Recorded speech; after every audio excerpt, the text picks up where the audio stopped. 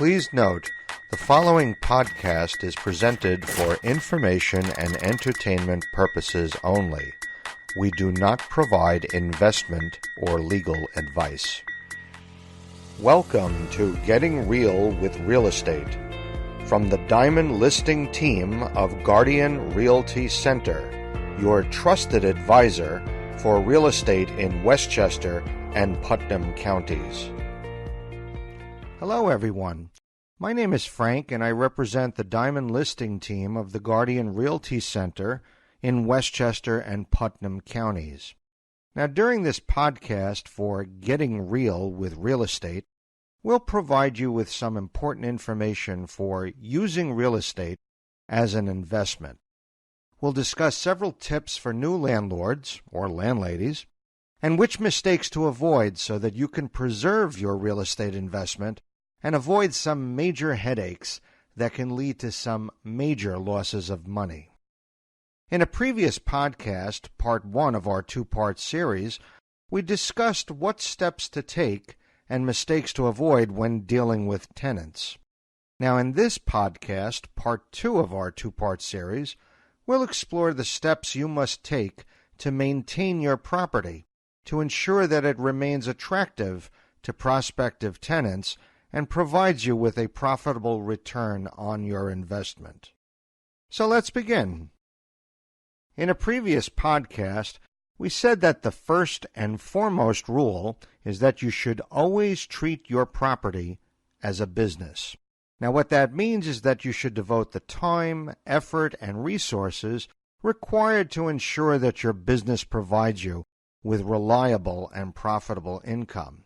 Now, there are 5 important points to consider in how to maintain your property before and after it is rented. Step 1. Assuming you don't already have tenants, you should prepare your property to make it more attractive to prospective renters. Now, this is going to take a little extra time and effort, but well worth it in the long run. This is especially important if you need to compete with other well-maintained and appealing properties in the area of your property. So start by conducting a thorough inspection of your property. Start from the outside and work your way in. The inside of your property may look absolutely amazing, but if the outside looks worn or cluttered or even damaged, the odds are that those prospective tenants will look elsewhere and never get to look at the inside of your amazing property. Assess the condition of the exterior. Does it need a new coat of paint? Perhaps a repair of a roof or gutters? Or perhaps it just needs some additional maintenance, like mowing the lawn, removing trash, cleaning the windows and doors, or perhaps some additional landscaping. All these can make a huge difference in what renters will see as their first impression. And first impressions count. The point is, make sure the condition and appearance of the outside of your rental property is inviting, and it's not the reason why prospective renters look the other way. Then your inspection of your rental unit should focus on the inside. Start with the kitchen. Check your appliances. Are they in good working condition? Are there leaks from the faucets, or worse yet, to the appliances? And can they be fixed? Are countertops and cabinets damaged? Do they need to be replaced or repaired? Now check the bathroom. Again, are there any leaks? Are there rust or lime stains visible that can be removed? Are the tub, sink, or vanity worn? Is the toilet working properly? Now do a walk through the remainder of your rental unit. Do the walls, doors, fixtures, and ceilings need a new coat of paint? Has the carpeting been cleaned, or does it show stains and discoloration? Is there damage on the hardwood or tile floors that can be repaired? Check for potential safety hazards like missing guardrails outside windows or unsafe venting on dryers or gas ovens, loose electrical switches and socket covers, or the presence of mold. Examine the hardware in your rental property, like doorknobs, hinges, drawer and cabinet pulls, light bulbs and switches, and pull chains. At the very least, make sure that your rental property is clean. Nothing will turn off a prospective tenant more than layers of dust or cobwebs or bugs in corners, or just musty or undesirable odors, especially if they're from leftover furniture or rugs or curtains from previous tenants. The point in all this is pay attention to the condition of your rental unit before you invite potential renters. Create for yourself a checklist of repairs and replacements that need to be done before you bring in potential tenants. Make necessary but sensible improvements. Don't invest in renovations that won't command a higher rent and provide you with a higher return on your investment.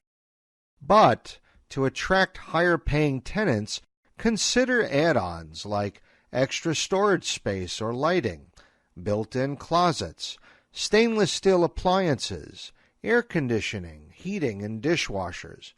In the end, ask yourself this one question: would you and your family find your rental property appealing to live in? Step 2. Now that you have rented your property, you need to handle any repairs and renovations to it while it's occupied. Now, as we've mentioned previously, you need to treat your rental property like a business.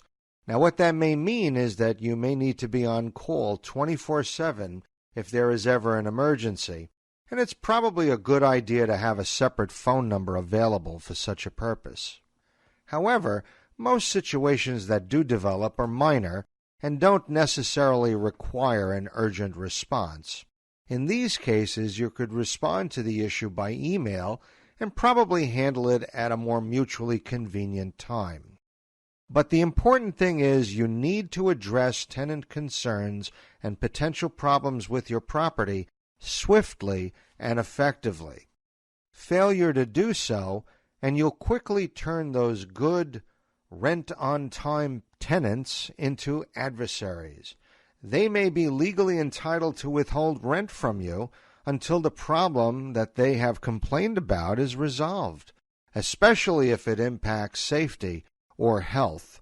Or they may feel forced to handle the problem on their own, and then eventually deduct the cost from the rent. Worse yet, they may be legally entitled to sue you for any injuries caused by those unresolved defective conditions that they've been complaining to you about. Plus, they can move out without giving you notice regardless of the language that's in your rental agreement. The point is, don't ignore or delay a concern raised by your tenants, but make sure you distinguish between normal wear and tear and intentional damage by tenants. Some renters simply don't care about how they live and will generally treat and respect the property they don't own less carefully. Treating a broken window caused by a tenant is a lot different than one caused by a defective or worn part. Stick to the rental agreement, especially language regarding property condition. If the damage is due to renter negligence, you can deduct the cost of the repair from their security deposit. And if the security deposit is fully used up, you can legally charge them a repair fee or sue them for the extra cost.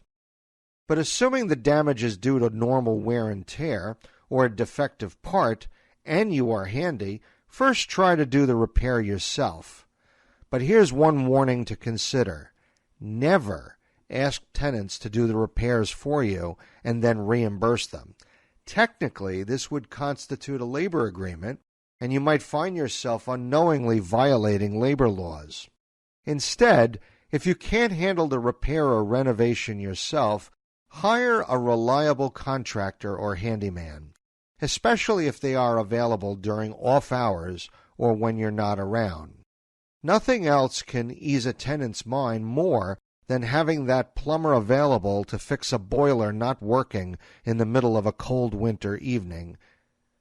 Make sure you give enough notice to your tenants on when you plan to schedule repairs or renovations. Notify them of any temporary loss of power water, or heat during the time when the repairs are taking place. Step 3. Handle any ongoing and preemptive maintenance to your property to keep it in good working condition. It's a good idea to take a more proactive approach and not wait for tenants to alert you of their concerns. Schedule a quarterly or semi-annual inspection of the premises. Compare the condition of the property with that when you first rented it. You may need to repair or replace such items as faulty lighting, doors or window locks, or handle roof or plumbing leaks, warped window screens, or cracks to steps or walkways. Create for yourself a checklist of items that need to be addressed, and then handle them. For example, you may need to periodically maintain the exterior of your property, including visits by a landscaper, exterminator, or a snow removal service. Keep track of those repairs, renovations, and services that you complete, not only for tax purposes as business deductions, but also to spot any trends. If you find yourself repeatedly repairing a leaking roof, you may need to consider replacing it altogether. But again, be sensible with the cost of repairs and maintenance. Prioritize what's important. Balance the need to address any safety or health concerns with your property with the need to spruce up your property to create a more appealing environment.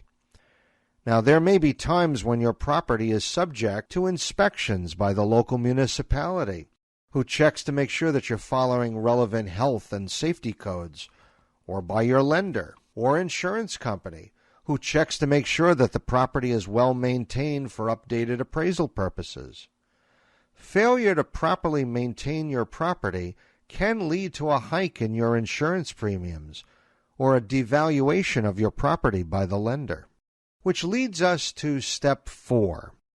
Make sure that your property's investment is well protected. Lenders will require that you have a homeowner's insurance policy, which will typically cost you more if you're renting a property that is not your primary residence.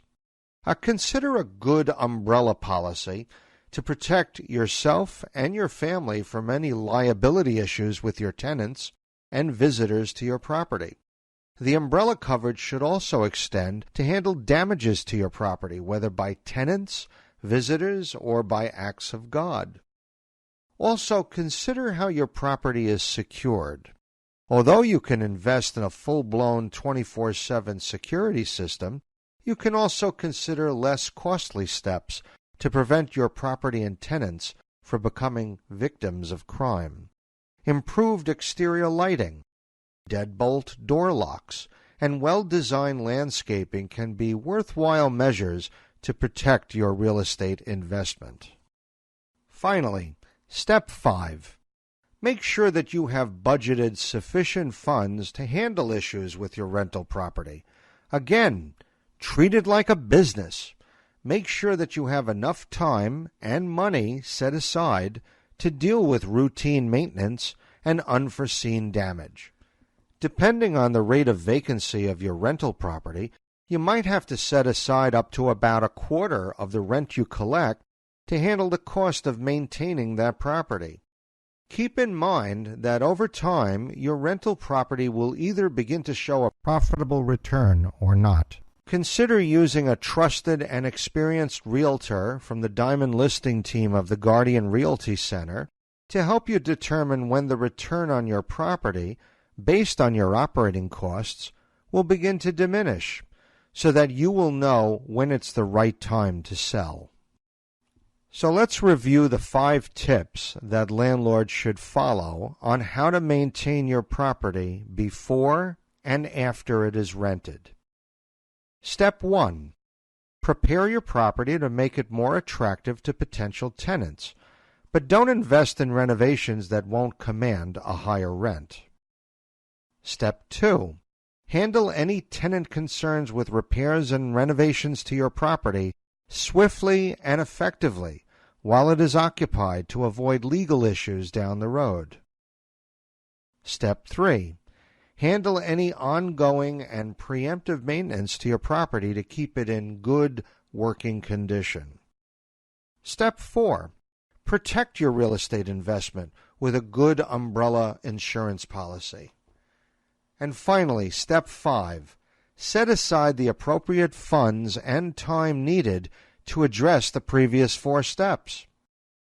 Although there are many more issues that landlords can face when dealing with their investment property, we feel that these 5 steps are the core to ensuring that your real estate investment remains a sound, profitable business venture. In future segments of Getting Real with Real Estate, we'll discuss the topic of short sales and foreclosures. What's the difference between the two, and what are the pros and cons of each? Plus, in a separate segment, we'll provide you with some real estate market trends and statistics pertaining to properties in Westchester and Putnam counties. Thank you for listening to our podcast today. We hope we have provided you with some useful tips and information. On behalf of Joann Perna, licensed real estate broker, from the Diamond Listing Team of Guardian Realty Center, your trusted real estate advisor in Westchester and Putnam counties, please join us next time so that you can get real with real estate.